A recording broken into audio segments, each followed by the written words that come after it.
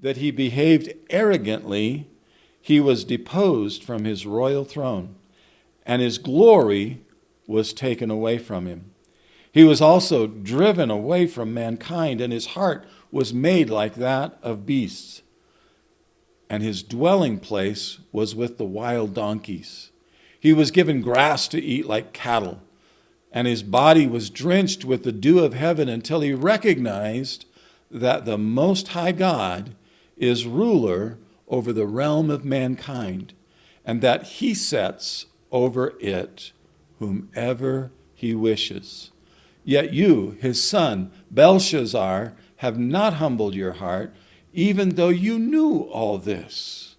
But you have exalted yourself against the Lord of heaven, and they have brought the vessels of his house before you, and you and your nobles, your wives and your concubines have been drinking wine from them, and you have praised the gods of silver and gold, of bronze, iron, wood, and stone, which do not see, hear, or understand.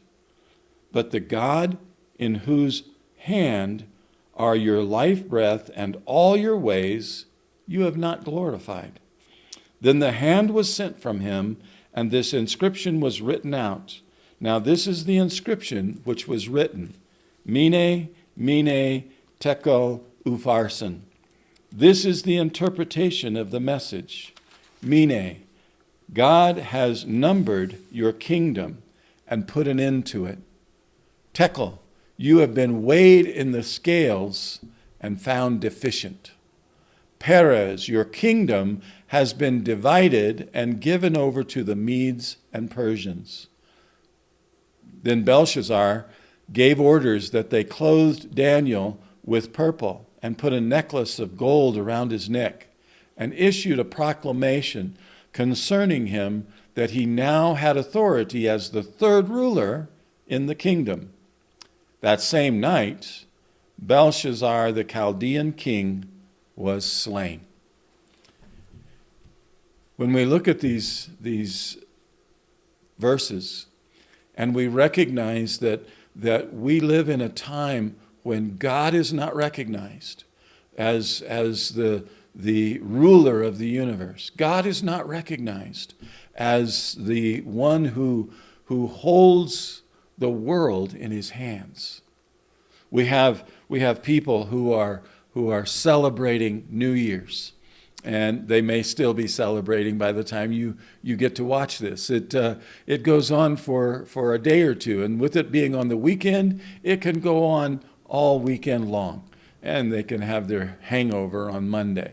We look at this and we think about the things that have happened in our world in the last 2 years. And I would look at this and say that the hand of God is moving, that the hand of God is showing to the world that we can't control our circumstances. We think that we as human beings can do anything. We can put men on the moon. We can send explorers to Mars, explorer as in mechanical explorers, that craft that's there on the surface of Mars right now. And you look at these things, and we can do all these wonderful things. We can explore the very depths of the seas, the oceans, and we can do all these wondrous things.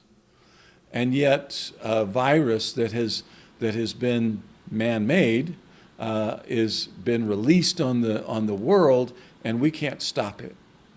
And I'm not sure that those who are in control want to stop it.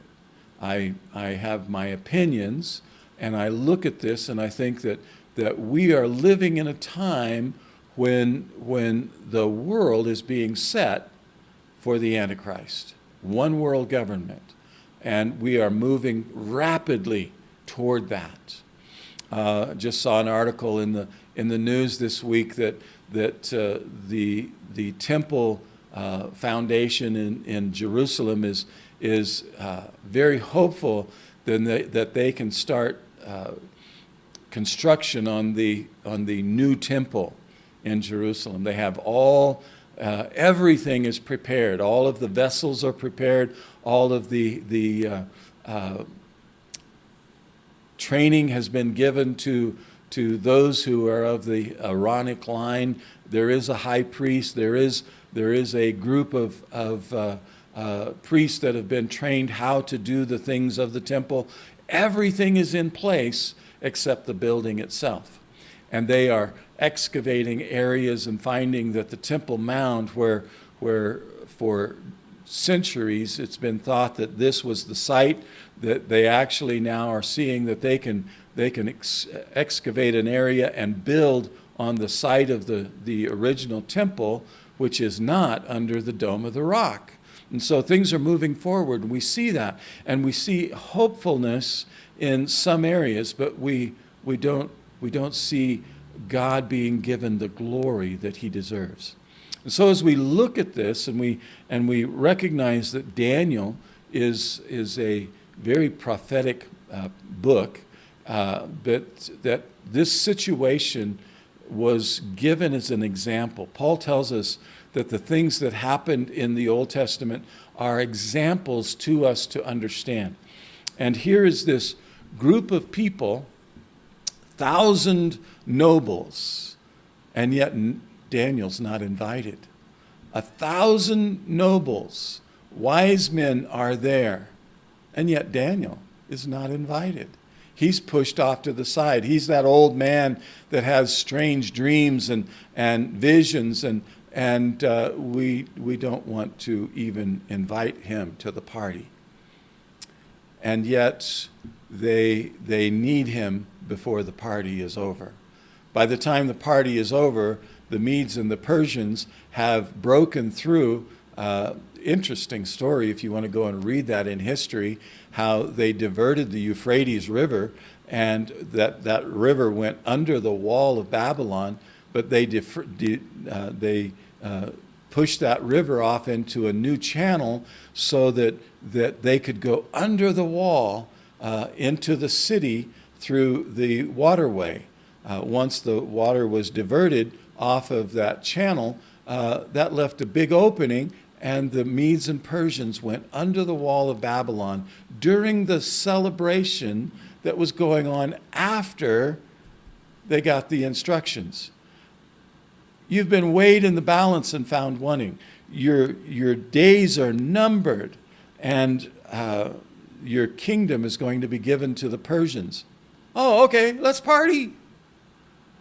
That makes absolutely no sense. You look at this, and Belshazzar was scared, but as soon as the interpretation was given, he blows it off.